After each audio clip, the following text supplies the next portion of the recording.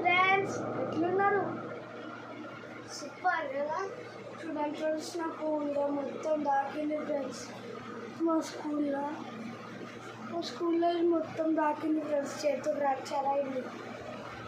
ఎలా అనుకుంటున్నారా? ఎలా అంటే ఇది మా స్కూల్లో మొత్తం జారుడు బండి ఉంటుంది ఫ్రెండ్స్. ఈడ ఎడ్జ్కి ఇట్లా కాలు పెట్టిన ఫ్రెండ్స్. ఇట్లా కాలు పెట్టినాక పడ్డా ఫ్రెండ్స్. ఏడు వరకు పడ్డా అనుకుంటున్నారు? ఈడ నుంచి ఈ బీరువా వరకు పడ్డాను ఫ్రెండ్స్. నేను అంత దారుణం దాకింది నాకు ఫ్రెండ్స్. నాకు అంత దారుణం దాకింది friends. I'm really I get touched. Friends, మీకు ఒకటి చెప్పనా? చెప్పనా ఏంటిదంటే మా ఇద్దరు ఫ్రెండ్స్ ఉన్నారు ఫ్రెండ్స్. మా స్కూల్లో మా క్లాస్మేట్స్ ఫ్రెండ్స్. అయితే మా క్లాస్మేట్ ఒకడు ఏం చేసింది తెలుసా? ఇద్దరు ఏం చేసింది తెలుసా ఫ్రెండ్స్?